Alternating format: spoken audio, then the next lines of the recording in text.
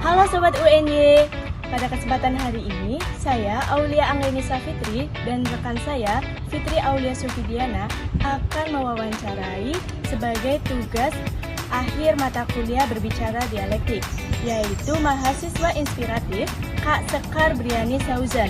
Ia adalah seorang mahasiswa kimia angkatan 2021.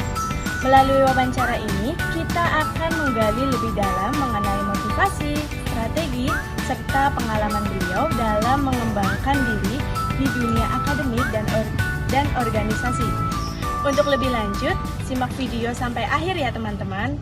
Halo Kak Sekar. Halo. Sebelumnya, perkenalkan saya Aulia Anglenisa Fitri. Saya mahasiswa PDSI angkatan 2024 dan saya dibersamai rekan saya. Perkenalkan, nama saya Fitri Aulia Sufidiana. Saya juga mahasiswa PDSI angkatan 2024. Jadi teman-teman, kita akan mewawancara Kak Sekar untuk memenuhi tugas akhir mata kuliah berbicara dialektik. Sebelumnya mungkin kakak bisa memperkenalkan diri singkat kakak ini siapa sih? Oke, sebelumnya terima kasih ya sudah mengajak saya untuk hadir di wawancara kali ini. Kenalkan, nama saya Sekar Briani Sauzan, biasa dipanggil Sekar, dari jurusan kimia Fakultas Matematika dan Ilmu Pengetahuan Alam UNY sama. Saya angkatan 2021. Kemudian apa? Mungkin pengalaman kegiatan atau lomba atau apa? Oke, aku harus saya ya. Nggak apa-apa kok kak. Aku nggak apa-apa. Oke, aku ceritain dulu ya aku pengalaman aku sebelumnya. Jadi aku sempat aktif berorganisasi di tahun pertama, tahun kedua sampai tahun ketiga kuliah aku. Aku pertama kali banget masuk itu untuk UKM Marketing Digital Berbahana. Di situ aku jadi staf kominfo yang ngurus sosial medianya, kemudian Instagramnya, TikToknya dan segala macamnya. Nah kemudian aku juga kebetulan di tahun yang sama juga menyambi himpunan mahasiswa kimia sebagai staf hubungan masyarakat. Di situ aku diamanai untuk menjalankan program kunjungan Ormawa yang unik-unik sampai ke Ormawa lain. Jadi memang hubungannya keluar banget. Gitu. Dan itu juga aku mengurusi sosial media yang ada di masing itu sendiri. Nah, di himpunan mahasiswa aku menjalani 2 tahun dari 2023 sampai tahun 2022 sampai 2023 aku di mahasiswa kimia yang tahun kedua jadi staf ahli dan itu masih di Humas juga dengan tujuan sama. Nah, cuma memang pada saat di Himati itu aku belajar banyak banget terutama di kepanitiaan karena beberapa kali aku juga diamanati seperti menjadi koordinator, staff. Untuk koordinatornya aku pernah koordinator sosmed, koordinator PDD, koordinator acara gitu. Nah, kemudian pada tahun selanjutnya itu kan Himatinya sudah selesai. Nah, aku lanjut di BEM KMUNY. Di situ aku sebagai kepala divisi media kreatif Kementerian Kolaborasi Internal panjang ya. Nah, di situ aku tugasnya sama, ngedit juga untuk sosial medianya kolaborasi internal. Terus juga aku di situ ada hubungan buat ke ormawa-ormawa lain dan ormada lain UKM ke UNY. Jadi dihubungin sama kementerianku pada saat itu. Kemudian itu untuk pengalaman organisasinya. Kemudian pada tahun berikutnya, tahun sekarang ini yang aku tahun akhir kuliah itu kan udah nggak ikut organisasi ya. Itu baru aku ikut beberapa lomba. Awalnya aku pernah ikut ini juga, konten kreator di Humas UNY. Ya, mungkin kalau teman-teman lihat kalau di Instagram Twitternya itu aku pernah ikutan di situ. Aku sebagai konten kreator selama 2 sampai 3 bulan di situ. Ya, itu pengalaman pertama kalinya mencet di lantainya rektorat di kantornya. Oke, terus aku baru aktif lomba. Jadi itu aku lebih fokus di karya tulis media sih, terutama penulisan esai. Itu beberapa kali juga ikut lomba lain, tapi memang rezekinya selalu di lomba esai aja. Lanjut pertanyaannya juga ya kak. Apa yang memotivasi Kak Sekar untuk aktif mengikuti berbagai perlombaan dan Kak Sekar kan juga sering tampil jadi pembicara ya kak? Ya.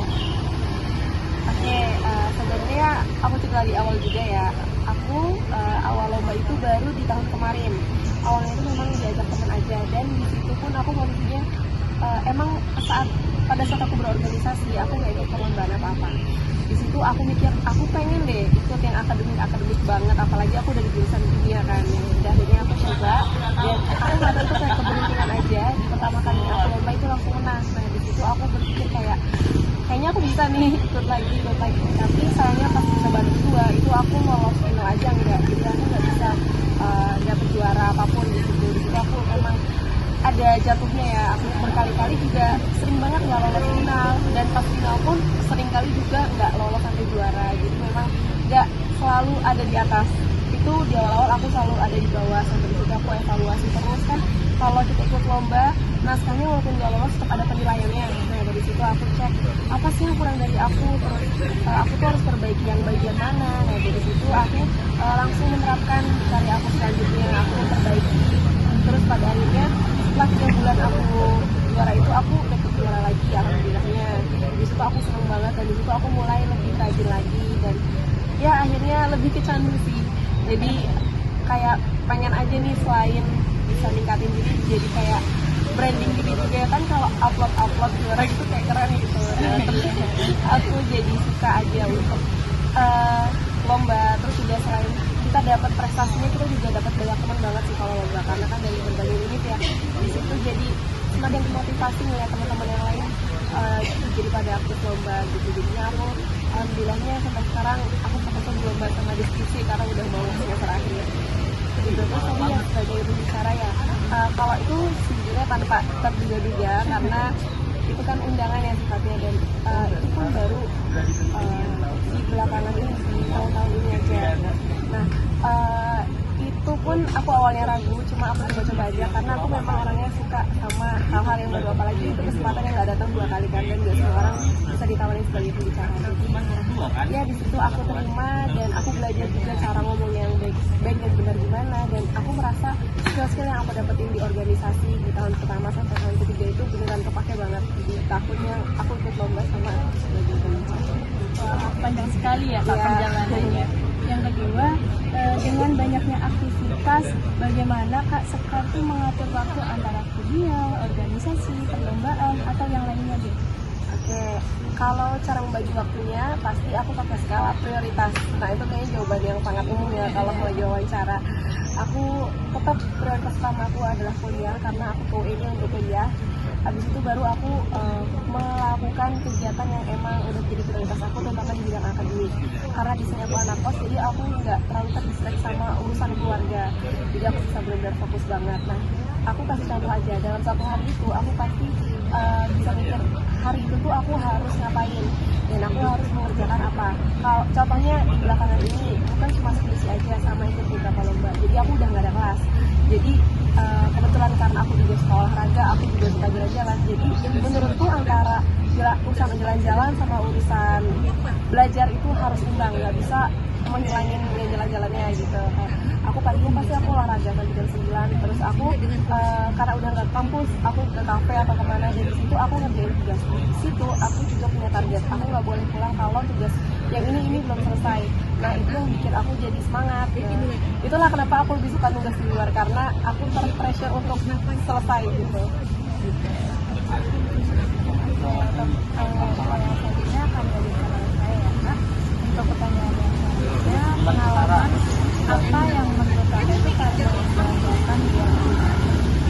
Yang paling membanggakan kalau di organisasi itu pada saat aku jadi host di dapat organisasi di ada nama eventnya National Social Fair. Jadi saya main event besar yang kimia OMG. Di situ aku merasa senang banget karena emang perjalanannya 6 bulan aku cari uang sana kemari jatuh bangunnya, terus pas hari aja ngeliat acaranya berhasil itu aku beneran bangga di antara semua kepanitiaan yang pernah aku jalanin. Terus mungkin juga pada saat aku pertama kali menang lomba, itu aku ngerasa bangga banget, walaupun itu sebenarnya hanya juara favorit, bukan juara 1, 2, 3, tapi itu aku senang.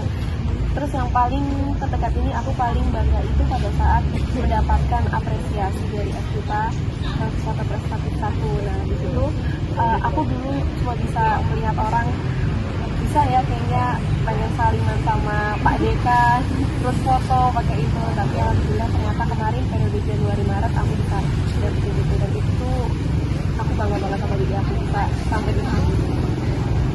Keren banget sih ya, Kak. Jadi apa experience yang pertama kali itu kita gitu ya. Yang selanjutnya, mungkin apa sih tips dari kakak untuk bisa membangun budaya diri dan bagaimana juga cara bisa memiliki posisi yang baik. Cara membangun branding diri sama public speaking. Sebenarnya dalam hal membangun itu yang paling dasar adalah melatih ya. Kita harus selalu berlatih terus kepercayaan diri, branding, public speaking. Kalau menurut aku tipsnya jangan takut untuk memulai. Walaupun pasti di awal kita banyak banget ngerasa kok jelek, kok nggak berkembang. Tapi kalau kita pikirannya hanya mentok sampai situ tanpa belajar lebih, melihat orang atau membaca dari buku, itu nggak bakalan berkembang. Jadi lebih punya mindset yang open mindset, jangan hanya pikirannya itu terpacu sama yang ada di otak aja, tapi belajar terus. Intinya punya kemauan sama niat. Nah itu nanti yang bisa bikin lebih berkembang lagi dan selalu percaya bahwa proses itu pasti ada hasilnya. Mau itu baik atau buruk, menurutku proses itu nggak pernah ada yang buruk ya. Walaupun mungkin dapat dinilai kayak proses yang nggak berhasil karena nggak juara atau apa, tapi aku percaya sih kalau kita satu kali nggak juara, terus kita coba lagi dan kita dengan mengoreksi kesalahan sebelumnya, itu kita pasti jauh lebih baik. Ya, jangan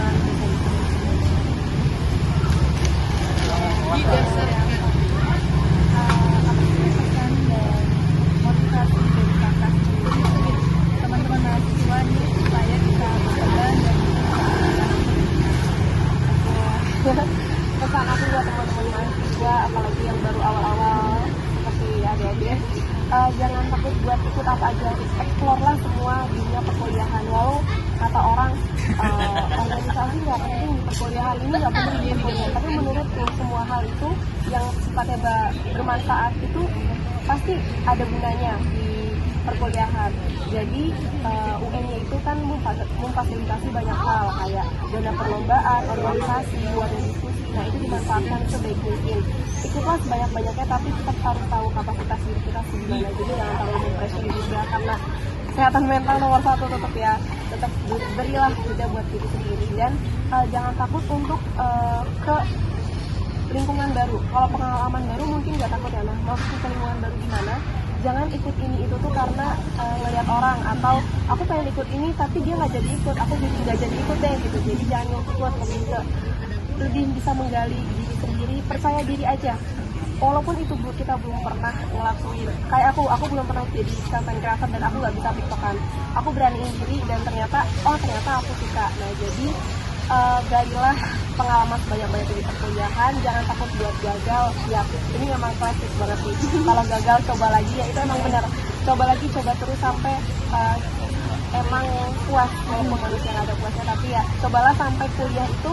Sebenarnya nggak hanya kuliah aja, tapi kita harus bisa bawa nama gitu. Sarjana yang kita bawa tuh biar ada nilainya lah, nggak cuma matkul aja yang kita pelajari gitu.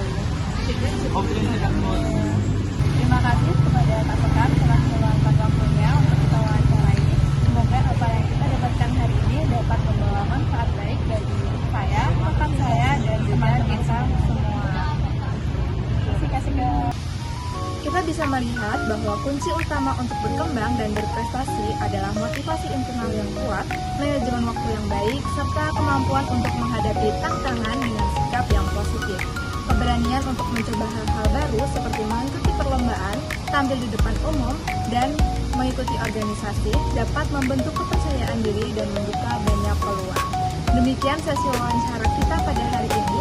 Semoga bermanfaat dan dapat memotivasi kita semua untuk lebih aktif dalam kegiatan akademik maupun organisasi. Terima kasih atas perhatian teman-teman semua dan sampai jumpa di kesempatan